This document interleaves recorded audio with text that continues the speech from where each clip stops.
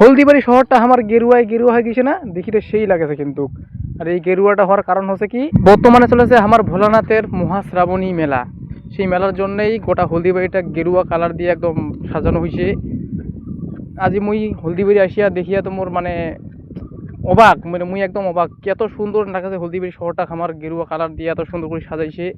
তো হলদিবাড়ি আজ অনেক দূর প্রায় আসিনু, কারণ মোর একটা ছোট্ট দরকার ছিল। সেই দরকারটা হইল যে জিও কোম্পানি থেকে একটা ছোট মোবাইল নিছু, হ্যাঁ না, মানে মোবাইলটাই কয়দিনতে হয়েছে অনেক খারাপ। তো সেই মোবাইলটা রিপেয়ারিং করার জন্যে জিও কেয়ার যাওয়ার জন্য হলদিবাড়ি যাওয়ার কথা। আর হ্যাঁ, মোবাইলটা কিন্তু মুই চালাবার ন, চালাবে মোর মাগো আর মোর বাবা।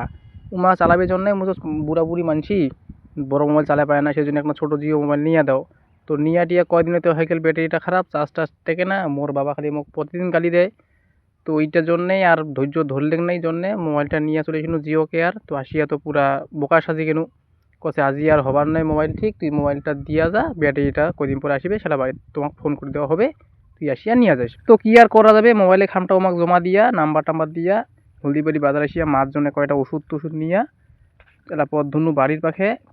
তো কেমন লাগিল ভিডিওটা, ভালো লাগিলে একটু কমেন্ট করে জানান। আর দেখা হবে নেক্সট ভিডিও, টাটা।